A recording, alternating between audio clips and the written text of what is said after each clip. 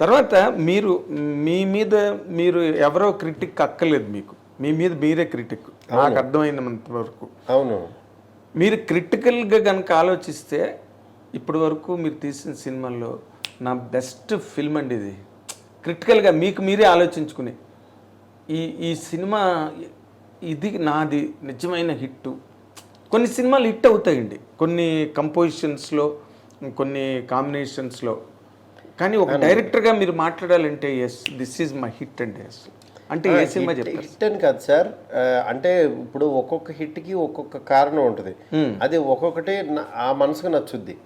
ఇప్పుడు బలబల మగాడవై screen play based ఒక క్యారెక్టరైజేషన్తో ఒక లోపంతో ఆడియన్స్ని ఎంటర్టైన్ చేయొచ్చు అని యాక్చువల్గా హీరోకి లోపం పెట్టినా సరే ఇంతమంది చూస్తారని ప్రూవ్ చేసిన సినిమా. అవును. అది యాక్చువల్గా ఏంటంటే స్క్రీన్ ప్లే మీకు ఇంత ఫ్లా కూడా దొరకదు అది. అవును. ఆ సినిమాలో అది నా బెస్ట్ స్క్రీన్ ప్లే పరంగా. స్క్రీన్ ప్లే పరంగా నెక్స్ట్ ఒక చిన్న సినిమా జోనర్ మార్చి మనం ఒక ఎక్స్పెరిమెంటల్గా చేస్తే హ్యూజ్ సక్సెస్ ఉంటుంది. అంత త్రూఅవుట్ దేశం అంతా ఆ జోనర్ పాకుతుంది అనడానికి కారణం ప్రేమ కథ చిత్రం. నెక్స్ట్ ఒక సోషల్ ఎలిమెంట్ని చాలా అందంగా ఆడియన్స్ని ఎంటర్టైన్ చేస్తూ చెప్పచ్చు అనేది ప్రతిరోజు పండుగే. ఓ పెద్ద మనిషి చనిపోతున్నాడు అని కామెడీ చేసాం మనం అక్కడి నుంచి. అవును. ఆ కామెడీ చేస్తూ చేస్తూ చేస్తూ లోపలికి తీసుకుని వచ్చి ఒక మంచి విషయాన్ని షుగర్ కోటెడ్ లాగా చెప్పడం అనేది. అది చాలా ఇది లేకపోతే, అంటే మెచ్యూరిటీ లేకపోతే ఆడియన్స్ దేనికి నవ్వుతాడు దేనికి నవ్వడం అని తెలుసుకుంటూ ఇక్కడ నవ్వుతాడు ఇక్కడ ఏడుస్తాడని మనం అంత సైకలాజికల్గా గేమ్ ఆడకపోతే ప్రతిరోజు పండుగ తీయలేరు. ఎందుకంటే డైరెక్ట్గా ఒకటి మంచి సినిమాని మొదలు పెడితే ఇక్కడి నుంచి వీడు మంచి మంచి అని క్లాసులు పీకుతాడని ఫిక్స్ అయిపోతాడు. అలాంటిది నేను క్లాస్ పీకుతున్నానని మీకు తెలియకుండా నేను క్లాస్లో కూర్చోబెట్టి మిమ్మల్ని ఎంటర్టైన్మెంట్ చేస్తూ యాక్చువల్గా మీకు సినిమా తీయడం అనేది అది యాక్చువల్ ఆర్ట్. మాయ. అది మాయ. మామూలు మాయ కాదు, మహామాయ. ఆ మాయ నేను ప్రాపర్గా బాగా చేయగలను అనేది నా ఇది. అంటే మీరు ఫీల్ అయింది? నేను ఫీల్ అయింది. నేను రీసెంట్గా ఊరికి మళ్ళీ ఆ సినిమా చూశాను. నేను అసలు నా సినిమాలు రిలీజ్ అయిన తర్వాత థియేటర్లో చూడను.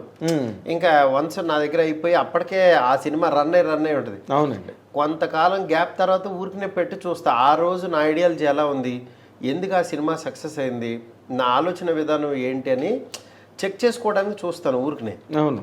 చేసినప్పుడు అప్పుడు నా మెచ్యూరిటీ లెవెల్ నాకు అన్నీ ఇప్పుడున్నది దాన్ని కంపేర్ చేస్తే తెలిసిపోద్ది. నేను ఒక బొమ్మ వేసినా ఏదన్నా చేసినా లేకపోతే అది తీసేటప్పుడు ఎలా ఆలోచించాను, ఈ డైలాగ్ రాసేటప్పుడు ఎలా ఆలోచించాను అనేది మన సినిమాలే మనకి గురువులండి. కరెక్ట్గా చెప్పారు. మనం వేరే ఎక్కడికి వెళ్ళాలి రిఫరెన్స్ బుక్స్.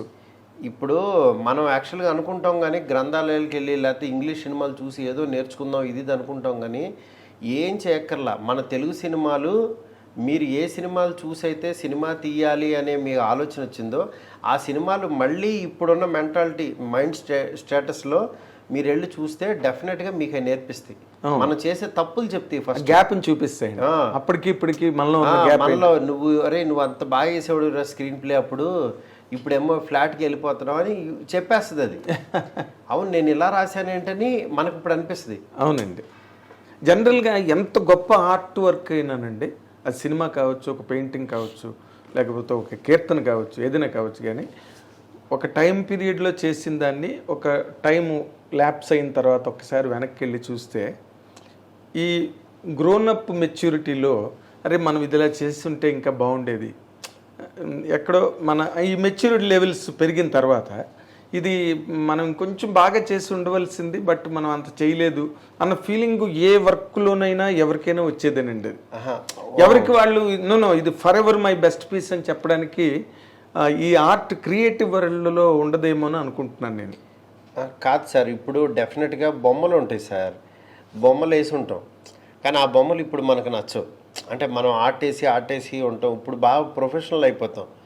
కానీ మనకి వచ్చి రాకుండా ఆ ఏజ్లో అంత మంచి ఆర్ట్ వేయగలిగాను అని ఆ ఆర్ట్లో కనుక ఆ బ్యూటీ చూడగలిగితే మన ఇన్నోసెన్స్ కనపడుతుంది. మనిషి బ్రెయిన్ ముదిరిపోతూ ఉంటే ఇప్పుడు ముందు ఇప్పుడు ఒకరిని కొడతామండి, ఒకరిని కొట్టింది తీసిన తర్వాత నెక్స్ట్ సినిమాకి ఏంటంటే ఒకటి కాదు నలుగురిని కొడదాం అనుకుంటాం. ఆ నెక్స్ట్ సినిమాకి ఇంకా ఒక లారీ మందిని కొట్టేద్దాం అనుకుంటాం. ఇంకా ఈ కొట్టడానికి ఇంకా అంత ఉండదు. అంటే ఈ నరకడం అవ్వచ్చు, ఇంకోటి అవ్వచ్చు, ఇంకా అంత ఉండదు. ఇంకా ఎంతమందిని నరుకుతావు? ఇది అలా కాకుండా నువ్వు ఒక 1000 మందిని నరకాల్సిన చోట ఇప్పుడు ఒక లవ్ స్టోరీ కనుక తీయగల నీ సెన్సిబిలిటీస్ అన్నీ చచ్చిపోతూ ఉంటాయి మీకు రన్నింగ్లో. అవును, ఒకడు, ఇద్దరు, ముగ్గురు, ఈ సెన్సిబిలిటీస్ అన్నీ చచ్చిపోతాయి. అప్పుడు నిన్ను నువ్వు కరెక్ట్ చేసుకోవడానికి మళ్ళీ నువ్వు బిఫోర్ వచ్చి ఒక లవ్ స్టోరీ తీయగలగాలి. అప్పుడు మళ్ళీ నీ బడ్డింగ్ స్టేజ్, మళ్ళీ నీకు లైఫ్ ఉంటుంది. అవును, మళ్ళీ ఒకటితో నరకడం స్టార్ట్ చేస్తావు నువ్వు.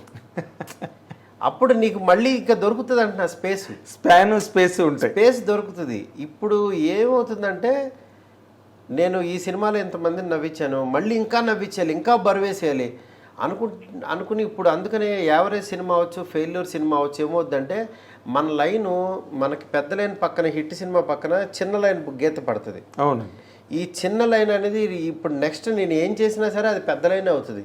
ఎందుకంటే చిన్న లైన్ అయితే రాదు, అంతకన్నా చిన్న లైన్ మీరు గీలేను. అంటే మ్యాక్సిమము నాకున్న నాలెడ్జ్ అవ్వచ్చు, ఇది అవ్వచ్చు, దీనికంటే బెటర్ లైన్సే గీశాను. కానీ లాస్ట్ చిన్న లైన్ గీశాను నేను. ఇప్పుడు డెఫినెట్గా బెటర్ లైన్ గీస్తా.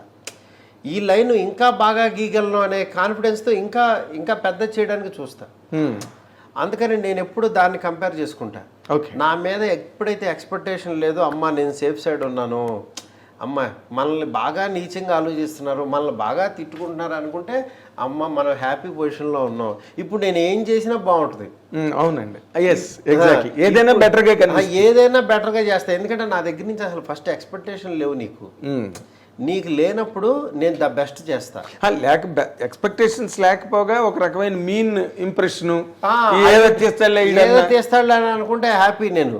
ఎందుకంటే నేను ఇప్పుడు ద బెస్ట్ ఇవ్వగలుగుతానని నా మనసాక్షి చెప్తుంది.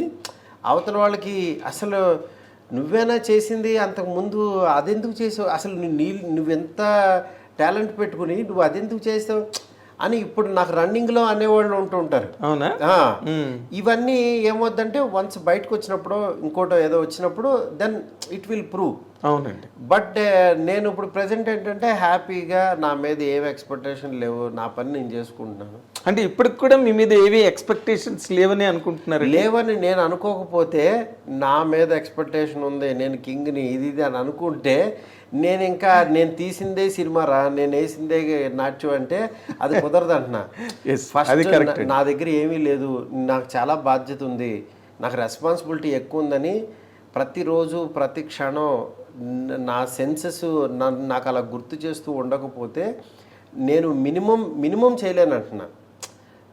ఎక్స్పెక్ట్ చేసిన దాంట్లో మినిమం చేయలేము. మనకి భయం ఉన్నప్పుడే మంచి ప్రోడక్ట్ వస్తుంది. ఎగ్జాక్ట్లీ. ఇంటికి ఎవరన్నా గెస్ట్లు వస్తున్నారు, చుట్టాలు వస్తున్నారు అన్నప్పుడే వంట బాగా చేయాలనే దీంట్లోనే ఇంకా మోర్ కాన్షియస్గా వండుతాం. అవునండి.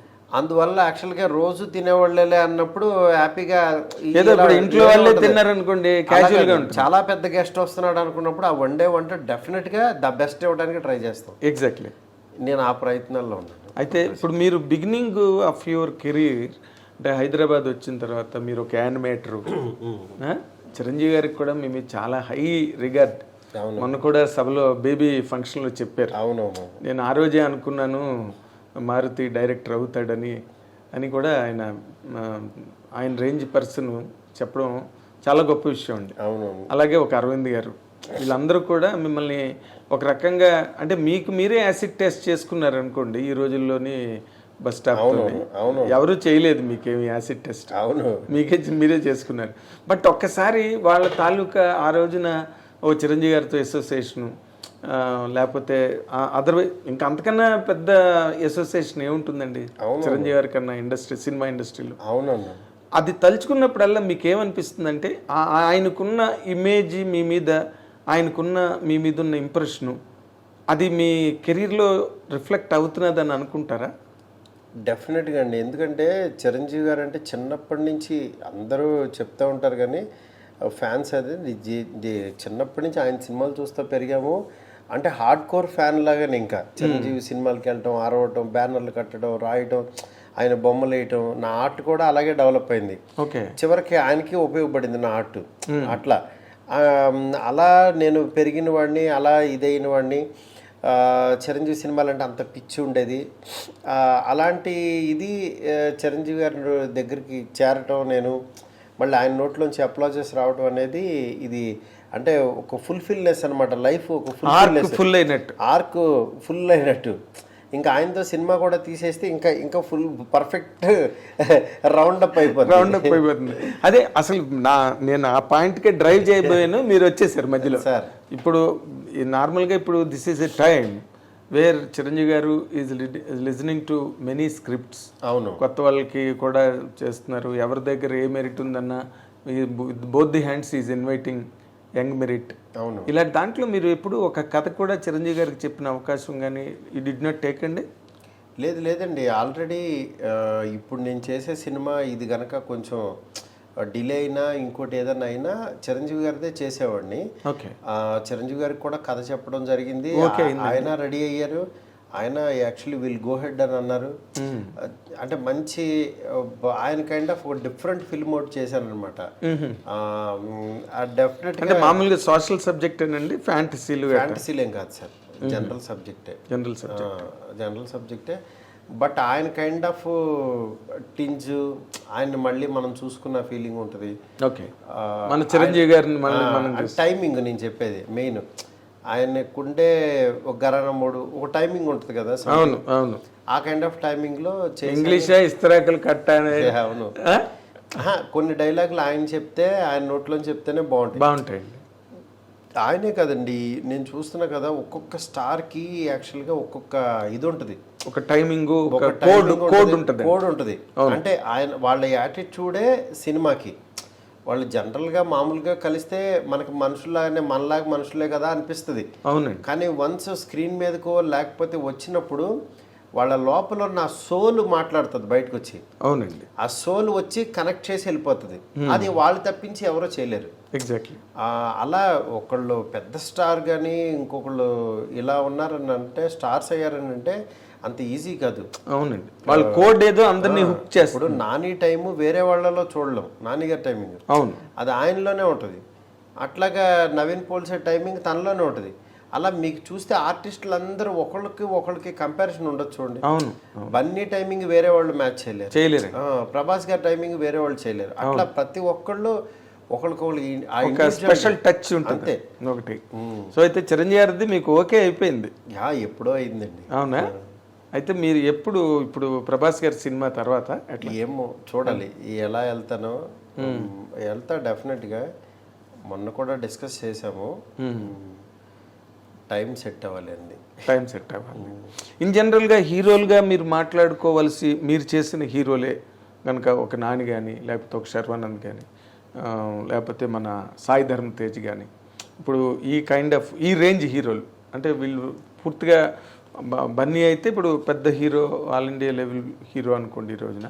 బట్ వాళ్ళతో మీరు కథలు రాసేటప్పుడు మీరు మామూలుగా మీరు అనుకున్న కథ రాసుకుంటారండి, లేకపోతే వాళ్ళ ఇమేజ్కి కథ రాస్తారా మీరు? ఇమేజ్ని అసలు నేను ఇమేజ్ని బ్యాలెన్స్ చేయలేనండి. అలాంటి డైరెక్టర్ని కాదు ఫస్ట్. ఓకే, నేనేంటంటే ఇమేజ్ కంటే కూడా మంచి కథ, మంచి సినిమా గొప్పది అనుకుంటాను నేను. ఎందుకంటే వాళ్ళకున్న ఇమేజ్ కరెక్టే, కానీ ఆ ఇమేజ్ని ఈ కథలోకి నేను ఫిట్ చేయగలనా లేదా అనేది చూసుకుంటా. ఆడియన్స్ అంటే నేనే ఆడియన్స్ ఎక్కడో ఉండరు. నేను ఒక హీరోని నేను ఎలా చూడాలనుకుంటున్నానో అదే యాక్చువల్గా చూపిస్తా. అది యాక్చువల్గా ఆడియన్స్ ఎక్కువ మంది చూస్తారు, అలా చూడాలనుకుంటున్నారని నేను అనుకోవచ్చు.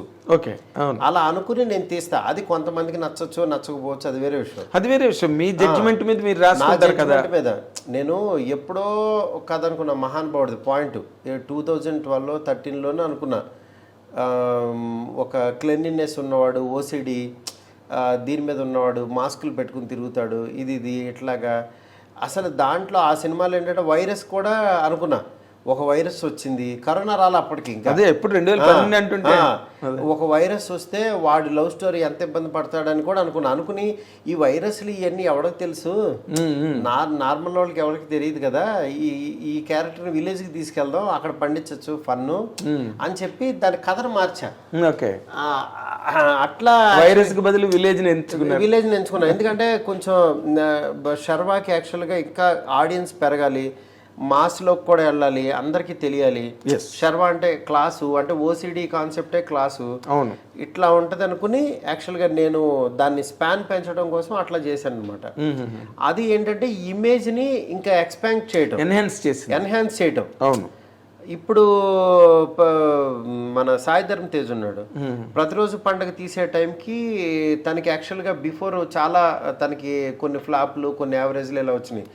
చిత్రలహరితో తను మళ్ళీ పికప్ అయ్యాడు. దాని తర్వాత ప్రతిరోజు పండుగ చేస్తున్నాం. నాకేంటంటే మేము ఇంకా చిత్రలహరి రిలీజ్ అవ్వలేదు అప్పటికి, నాకు అసలు సినిమా కూడా ఎలా ఉంటుందో తెలీదు. తనతో నాకేంటంటే తనకేంటంటే ఒక బలబల మగాడవో లేకపోతే క్యారెక్టరైజేషన్ సినిమా చేద్దాం డార్లింగ్ అన్నాడు. అలాంటిది కూడా చేద్దామని తనతో చెప్పా. కానీ నాకేంటంటే తన సినిమా ఒక ఫ్యామిలీ అందరూ, లేడీస్ అందరూ వచ్చి చూసేలాగా, ఎందుకంటే బయట తేజు చాలా ఫ్యామిలీ పర్సన్, అంటే పక్కన మనుషులకి గౌరవించడం, అసిస్టెంట్లు గౌరవించడం, హీరో అని ఎక్కడ ఇంత కూడా అహం కానీ ఏం లేదండి. అంటే నేను వర్క్ చేసిన హీరోలందరూ అలాంటి వాళ్ళే, గోల్డ్. నేను చెప్తున్నాను కదా, శర్వా కూడా నాకు ఎంత హెల్ప్ చేశాడో. మా ఫాదరు చనిపోయే పరిస్థితులు ఉన్నప్పుడు, హాస్పిటల్లో ఉన్నప్పుడు అసలు చాలా హెల్ప్ చేశాడు నాకు. అసలు విజయవాడ రమేష్ హాస్పిటల్లో జాయిన్ చేసినప్పుడు తనే చూసుకుని అంత బాగా చేశాడు అనమాట. వీళ్ళందరూ హ్యుమానిటీ గ్రౌండ్స్లో అసలు మామూలు వాళ్ళు కాదు వీళ్ళు. అవునండి. అలాగా తేజు కూడా నాకు తిను ఒక మంచి విషయాన్ని చెప్తే తిని ద్వారా బాగుంటుంది అనుకుని ప్రతిరోజు పండుగ పాయింట్ చెప్పాను. అదే చెప్పంగానే తనకి బాగా నచ్చి, లేదు డార్లింగ్ చేద్దాం ఇది అని చెప్పి ఇంకా అక్కడి నుంచి ఫిక్స్ అయ్యి, తను కూడా మా తాతగారు కూడా ఇలాగే ఉంటారు అని తను చాలా ఎమోషనల్గా ఆ జర్నీ చేసేవాళ్ళు. ఓకే, ఐడెంటిఫై చేసేవాళ్ళు. అట్లాగా అది ఇదైందనమాట. మరి నాని బలిబలే మొగాడివై సినిమా మీరు చెప్పినప్పుడు, కథ చెప్పినప్పుడు what was his immediate reaction? అసలు ఇమ్మీడియట్ ఏమీ లేదు, చేద్దామని ఫిక్స్ అయిపోయాడు అంతే. ఆయనకి అసలు ఫస్ట్ హాఫే చెప్పాను, సెకండ్ హాఫ్ చెప్పలా. ఓకే, నేను కొన్ని ఐడియాలు చెప్తాను ఉంటానంటే మీకు నచ్చితే పెట్టుకోండి, కొన్ని సరదాగా వాడు సాంగ్లో ఉంటే ఇలాగ మర్చిపోవచ్చు అని. ఆయన కూడా మంచి మంచి ఇంప్రవైజ్ బాగా చేస్తారు. ఓకే, అంటే డైరెక్షన్ డిపార్ట్మెంట్ నుంచి వచ్చాడు కదా.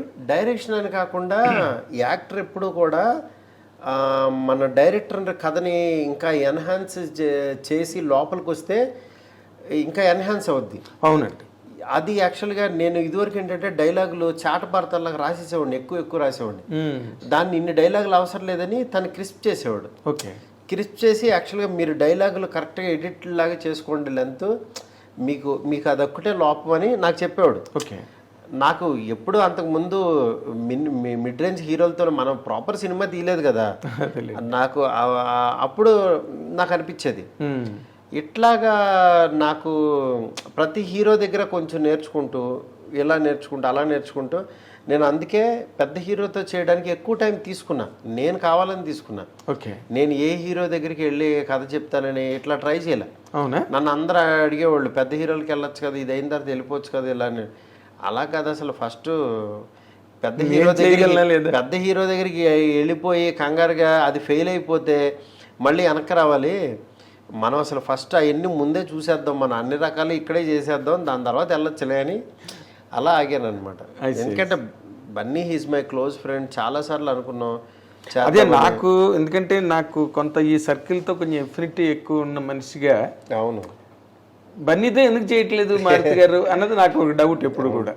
పుష్ప బిఫోరే తనకు ఒక కథ చెప్పాను యాక్చువల్గా, ప్రతిరోజు పండుగ బిఫోరు. ఫస్ట్ హాఫ్ అసలు అదిరిపోయిందని అనుకున్నాం, అన్నీ అయినాయి.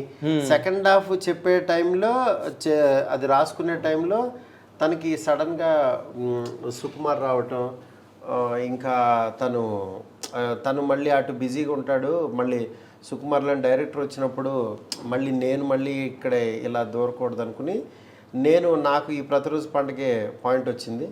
టక్మని నేను ఎక్కువ టైం వెయిట్ చేయను, అదొక ఇది. నాకు ఇది లేకపోతే ఇంకోటి టక్మని వెళ్ళిపోతూ ఉంటా. ఓకే, నేను ఖాళీగా ఉండలేక కోడి రామకృష్ణ గారి టైపు, అది ఆయన అసలు ఎక్కడ గ్యాప్ ఇచ్చేవారు కాదు. నేను మళ్ళీ ఇది రాసేసుకుని మళ్ళీ తనకే వెళ్ళి చెప్పా ఈ పాయింట్, పాయింట్ బాగుంది మారుతుంది ఇది ఇది అన్నాడు తను. ఆల్మోస్ట్ నా కథలో బన్నీకి పాయింట్స్ చిరంజీవి గారికి చెప్తూ ఉంటా. ఓకే ఓకే, ఇన్ జనరల్ గా కూడా ప్రతిరోజు పండుగ చెప్పాను, బలబల్ మగడమే, అలా కొన్ని కథలు చెప్తుంటా. బన్నీతో ఎక్కువ చెప్తూ ఉంటా బన్నీకి.